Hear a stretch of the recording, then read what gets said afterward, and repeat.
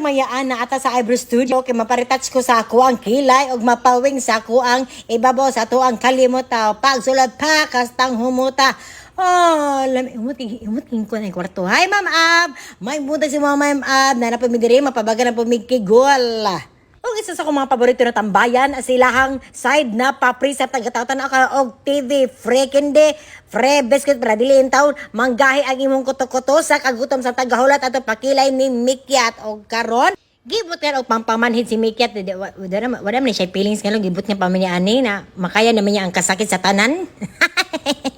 Manid naman ang pagkataon no, pero ginabot na dapon na pwede mo mapil ang pen. Anto ta ba? Werbo. Mungitos. Mo ibalaan ba mungitos? Samtang gibalibag pa ang naong ni Mikyat, adri sa tanapang pabangin sa tuang kagutom diri sa side na pre. Ako na sunod ang naong sa inatay. Hala, magpagwapat na para mahalin ta o bakit tag Tommy, my bread is sad. Well done. Oh, kagdindot sa kiliog ka na. Wait, piyong, pagkapangit sa panit, pero gwapo tag kilay, bahala na.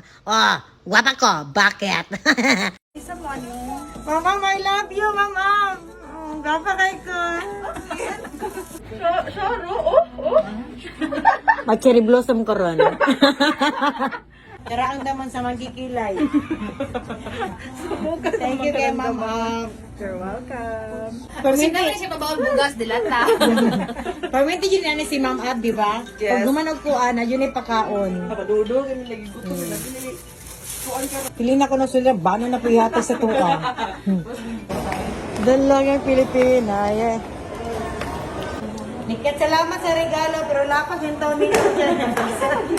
Abutan niya. Gatag niya.